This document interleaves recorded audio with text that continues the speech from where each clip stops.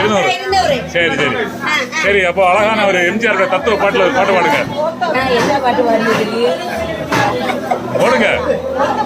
யாருக்காக இது யாருக்காக வசந்த மாளிகை காதல் ஓவியா கலந்த மாளிகை யாருக்காக.